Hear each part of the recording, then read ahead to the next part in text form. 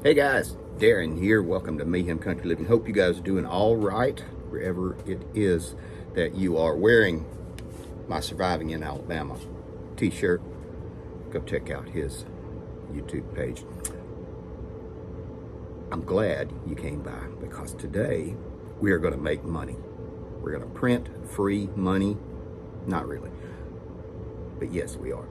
We're going to take cuttings from our lavender and rosemary, and we're going to plant them. Now, actually, this is a process. It is cloning. We're going to take the parent plant and take from it the cuttings. There's going to be softwood cuttings.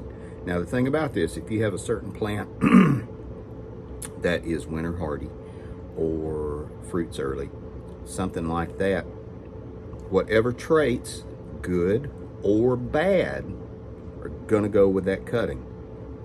So, if it is susceptible to wilt or blight, it's going to get transferred with it. So, bear that in mind. And we're going to do it a clean work surface. We're going to disinfect and everything. Although we really don't, because I'm just doing one. I'm going to be doing one plant.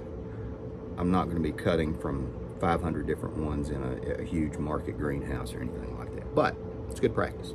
And we're going to be using a little bit of rooting hormone. If you don't have rooting hormone, you can make your own. Mason jar, gallon jug, something like that. Some green willow cuttings. Stick them in there, cut them up about 3 inches long, something like that. Fill it up with good, clean, filtered water.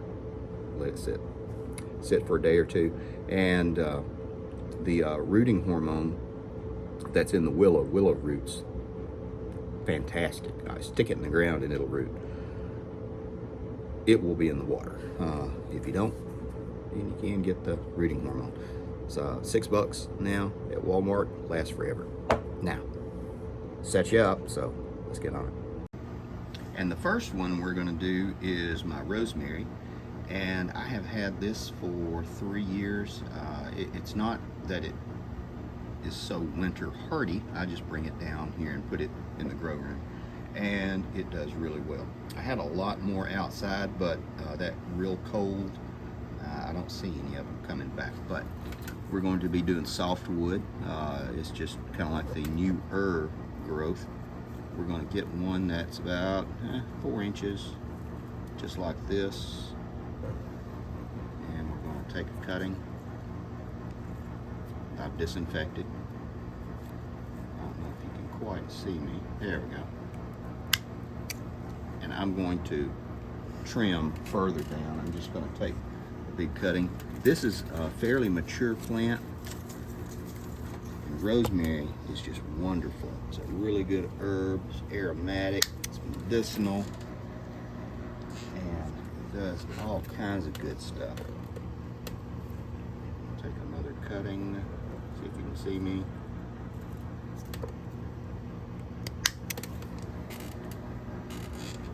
And this plant is so big that I can take probably 10 or 12 cuttings. That right there is my ginger. I've got to repot it. And there we go. That's what I work with. I'm only going to do 1 or 2 on camera, so you don't have to worry.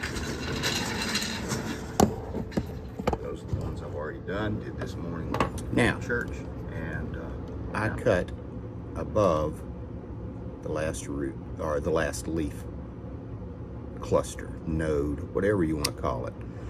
So if I didn't, I could cut it right there. It's easy to do. This is healthy enough. Looks fairly good. This right here, a little bit of rubbing alcohol. You could use vodka if you wanted to. You could use peroxide, I guess. There we go. Now we're back. What kind of dirt? Some people get exotic, and with our exotic plants, we do, we do uppity dirt.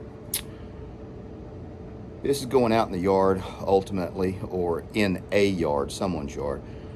What I do is I get just a good topsoil, some compost that I've created, and a scoop, a shovel full of my dirt out of my yard and my good dirt. Why is that? Because all the beneficial critters, we can get really scientific and call it a mycorrhizal, it's a hard word to say, network, which is all the good funguses and the bacteria and all that stuff are cohabitating, and we're going to drop it in the dirt and mix it up. That way, it's kind of like getting an inoculation. It really jumps them off and can't hurt. So, you know, embrace the woo. Anyway, we got our dirt.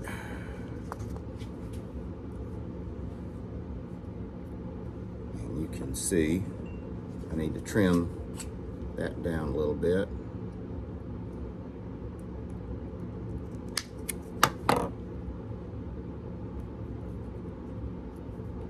And you don't want big honking plants.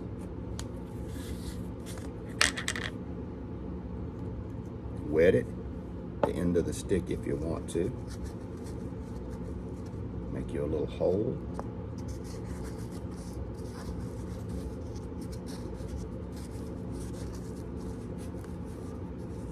There we go. All right, there we go. More to come. It's planted, it's ready. I'm using these because they were cheap. I bought like 25 or 30 of them last year on the clearance section at Walmart for $1, and that's the only reason. There's nothing special about these cups. They go into the ground. You just rip the side and plant it. You don't have to use these. You know, plastic cups, red Solo cups, whatever you want to do. We've stressed the plant.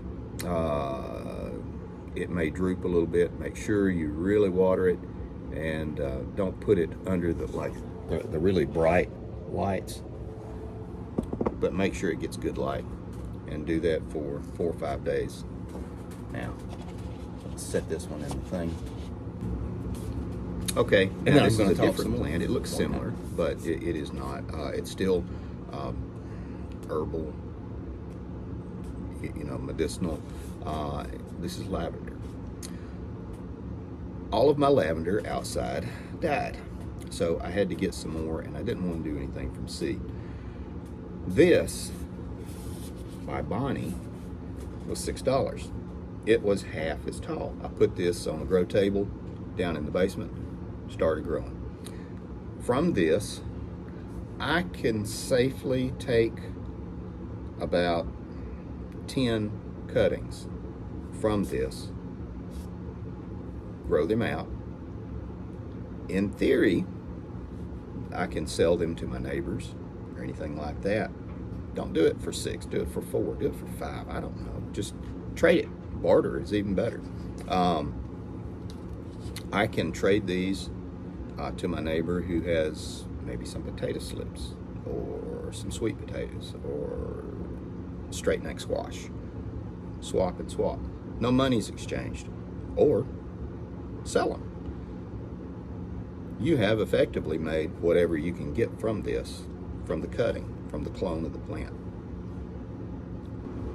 That's a way to do it. So, we're going to wrap this up. Thanks for coming by. Thanks for hanging out. I'm going to do a lot more of my rosemary, and then I'm going to do a bunch of lavender. One thing in a plant like this that you bought, make sure it's set a while and gotten used to it, and you are going to stress it out when you cut it.